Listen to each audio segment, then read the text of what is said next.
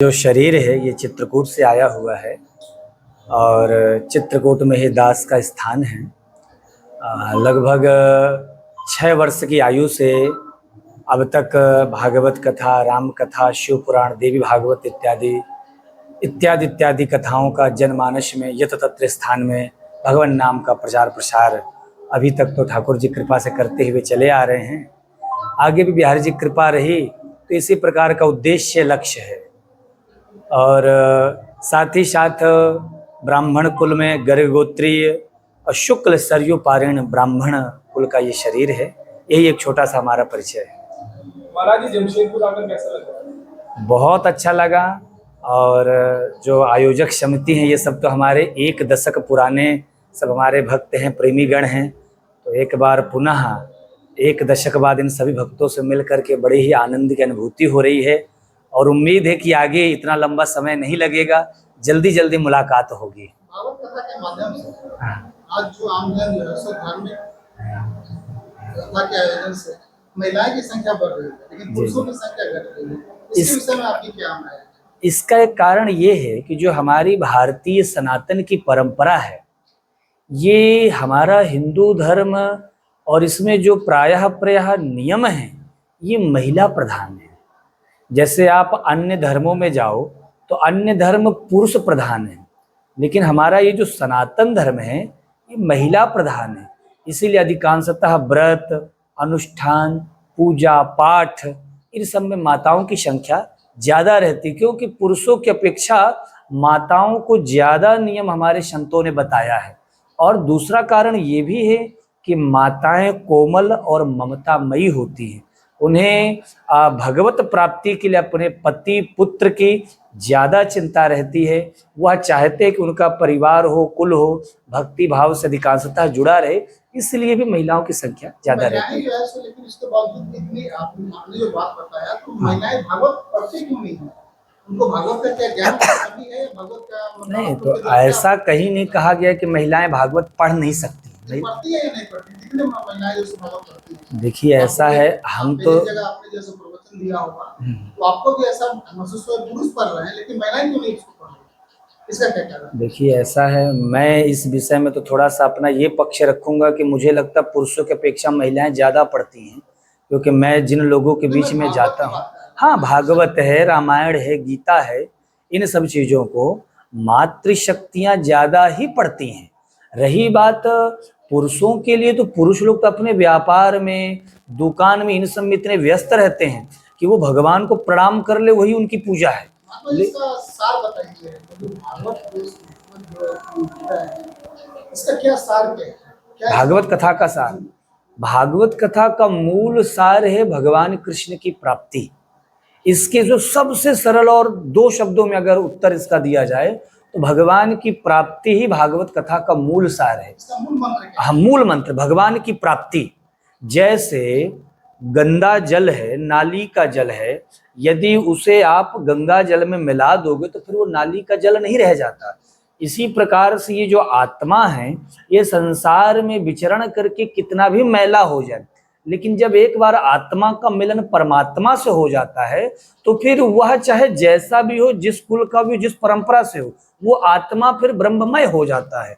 हाँ, आत्मा जी को एक ऐसा मंत्र बताएं, छोटा सा मंत्र जो मानव जीवन के लिए प्रेरक हो और मानव जीवन जो है, जो दर्शक जो भी लोग आते हैं उसको आसानी से ईश्वर का स्मरण कर सके। मंत्र देखिए, जो सबसे सुंदर भागवत जी में मंत्र है वो मंत्र है हमारे श्री नारद जी ने ध्रुव जी को दिया है। आज इसकी कथा भी होगी तृतीय दिवस में।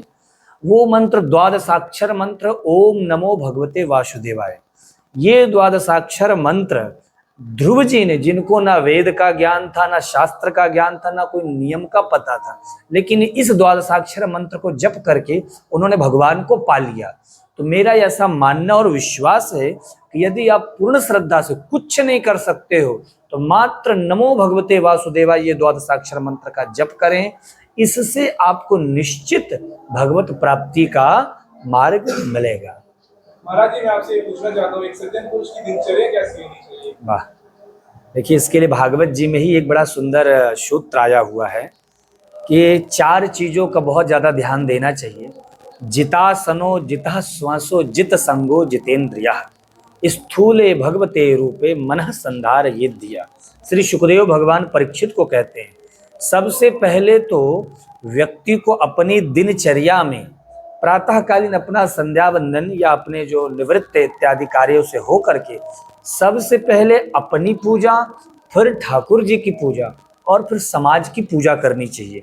और इसमें ये जो सूत्र सुखदेव जी कहते हैं कि 4 बातों का बहुत ध्यान दो। इस समाज में अगर हम रह रहे हैं, क्योंकि मनुष्य एक सामाजिक प्राणी है, हम कोई पशु पक्षी या जानवर नहीं है, उसके लिए सबसे पहला उद्देश्य जितासन हो, आसन की सिद्धि हो। फिर जित संगो, आप कैसे लोगों के बीच में रहते हो, ये बहुत महत्वपूर्ण है। आप जैसे अभी हमारे बीच में हैं तो आप धर्म की, सत्संग की चर्चा कर रहे हैं। अगर आप किसी अभिनेता के इंटरव्यू में होते हैं तो आप उनके अभिनय की चर्चा करते हैं। आप किसी गायक के बीच में होते तो उसके गाने की चर्चा करते हैं। तो जैसे लोगों के बीच में रहोगे आप, वैसे ही विचार, वैसे ही बुद्धि बन जाती है। तो संग का बहुत ध्यान देना चाहिए।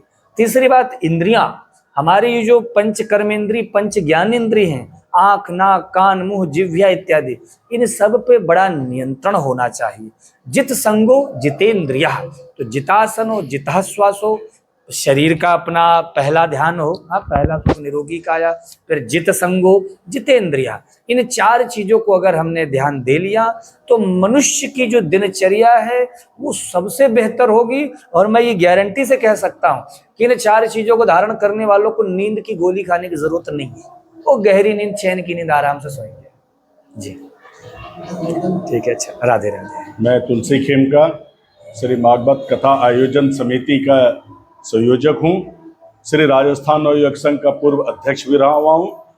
और अभी मैं भागवत कथा संबंधित जो भी व्यवस्थाएं वगैरह हैं वो सबका मैं निगरानी कर रहा हूँ। जो व्यवस्था चाहिए वो व्यवस्था कर रहा हूँ। महाराज जी की सेवा में हूँ और समाज की सेवा में। ये कथा अपने साप्ताहिक कथा होती है। भागवत कथा 8 तारीख से प्रारंभ हुई है। 8 तारीख के पहले रथ यात्रा का कार्यक्रम हुआ था, जो कि रथ यात्रा बड़े हनुमान मंदिर से निकल करके श्री राजस्थान नवयुवक संघ डिमना चौक होते हुए आई है। और यहाँ आने के पश्चात ये राजस्थान भवन मौसी बाड़ी के रूप में परिवर्तित किया गया है, क्योंकि भगवान जगन्नाथ जी यहाँ पर विराजमान है और यहाँ विश्राम कर रहे हैं, तो ये मौसी बाड़ी के रूप में है। रथ यात्रा, घुरती रथ यात्रा जो होती है होगी वो 15 तारीख को दोपहर शाम को 4 बजे होगी, जो यहाँ से डिमना बाली गुमा होते हुए डांगा तक जाएगी। इस दौरान रथ यात्रा मौसी बाड़ी पहुँचने और घूरती रथ के बीच में जो साप्ताहिक समय है, इस साप्ताहिक समय का सदुपयोग हम लोग भागवत कार्यक्रम से पिछले कई वर्षों से करते आ रहे हैं। तो उसी कड़ी में आज हम लोग भागवत का ये कार्यक्रम चल रहा है, जिसका आज 3य दिन है। आज 3य दिन में ध्रुव जी के विषय में और प्रहलाद के विषय में हम लोगों को भागवत पुराण से ये सभी श्रोताओं को, श्रद्धालुओं को सुनने की जानकारी मिलेगी। लोगों को इससे क्या सीखने, क्या हो सकता है, क्या सीखना चाहिए? देखिए, मानव जीवन को क्या सीखना चाहिए? मैं आपको बता दूं कि मेरी जो उम्र है और मुझे जितना ज्ञान है, उस ज्ञान से मैं ये दावे के साथ कह सकता हूं कि आप अगर पूरे साप्ताहिक कार्यक्रम में सिर्फ 5 मिनट के लिए भी अगर भागवत का श्रवण कर लेते हैं तो आपके अंदर एक सात्विक भावना आ जाती है। और वो सात्विक भावना को अगर आप मन में धारण कर लेंगे तो निश्चित रूप से आप अपने कार्य क्षेत्र में सफल होते रहेंगे। ये मैं प्रभु से प्रार्थना करता हूँ, हर कोई इसका श्रवण करे। अगर साप्ताहिक कर ले और पूर्ण रूप से कर ले तो बहुत अच्छी बात है, नहीं तो कम से कम कुछ क्षण के लिए ही प्रतिदिन श्रवण करें। ये हम प्रभु से प्रार्थना करेंगे और आप लोगों से भी निवेदन करेंगे कि आप लोग भी इसका श्रवण करें। बाकी हमारे आचार्य जी ने आपको विस्तृत रूप से इसका भाव और इसका भावार्थ सब समझाया। आप लोगों के द्वारा जो भागवत कथा का आयोजन किया गया, उद्देश्य क्या है? इसका मुख्य उद्देश्य है कि समाज में सभी के प्रति, धर्म के प्रति आस्था बढ़े, बच्चों में आस्था बढ़े। आजकल के बच्चे लोग जो बाहर रह रहे हैं वो धर्म से बहुत दूर होते जा रहे हैं। तो इसमें अगर भागवत हो रहा है, समाज के लोग अपने परिवार, बच्चों को लेकर आने से इसमें धर्म के प्रति आस्था बढ़ेगी। ऐसा क्या आपको महसूस हो रहा है कि आज आपकी जो समाज है, इससे क्या दूसरे समाज में सीखने की आवश्यकता है या नहीं? इसमें सब समाज आ रहे हैं, इसमें खाली सिर्फ हमारे, समाज का जो प्रारूप है, हाँ, मैं कैसा महसूस करूंगा, इससे दूसरे समाज को भी आगे की ओर बढ़ना चाहिए और इस बढ़ने से ही समाज का एक विकास होगा, उसके विषय में आपको क्या है? सब एक दूसरे को देखकर ही सीखते हैं। इसमें आ रहे हैं, जो यहाँ देखेंगे उनको नयापन लगेगा, वो सीखेंगे। अगर अच्छा लगेगा तो सीखेंगे जरूर। ये भागवत गीता का आयोजन आप लोग हर साल करते हैं? ये भागवत कथा का आयोजन पिछले 3 वर्षों से होता आ रहा है, हर वर्ष होता आ रहा है। आप खुद ही करते हैं या न, ये प्रभु जी, जगन्नाथ प्रभु जी का रथ यात्रा के शुभ अवसर पर ये भागवत कथा का आयोजन हो रहा है। तो इसमें श्री राजस्थान नवयुवक संघ और रथ यात्रा समिति दोनों के मिलकर। अपना पूरा नाम और संस्था का नाम? हाँ, मेरा पूरा नाम हुआ विजय कुमार अग्रवाल। मैं वर्तमान में श्री राजस्थान नवयुवक संघ का अध्यक्ष हूँ।